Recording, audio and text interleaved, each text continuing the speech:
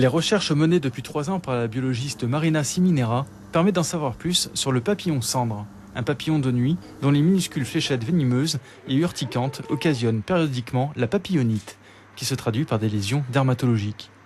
Parmi les 32 espèces de papillons cendres que compte la Guyane, l'identification formelle du papillon en cause a pu enfin être scientifiquement confirmée grâce à une méthode utilisant le marquage génétique.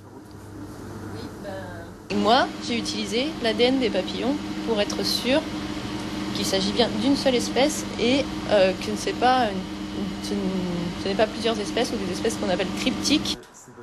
Un travail de test qui a également permis d'en apprendre plus sur l'implantation de ce papillon. Il était généralement admis que sa présence et son cycle de reproduction ne pouvaient être séparés des palétuviers. En fait, il serait présent partout, même en forêt.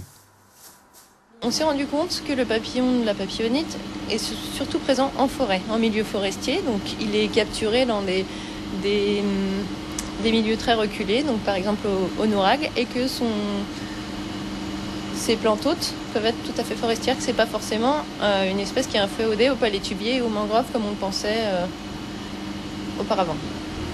Cette recherche a aussi pu isoler les phéromones, ces hormones que les femelles utilisent pour attirer les mâles. La reproduction synthétique de ces phéromones pourrait avoir des applications directes dans la lutte contre ce fléau.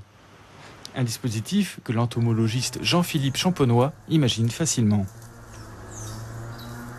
Un piège à phéromones, ce sera un petit dispositif qui permettra aux papillons d'entrer et de ne pas ressortir.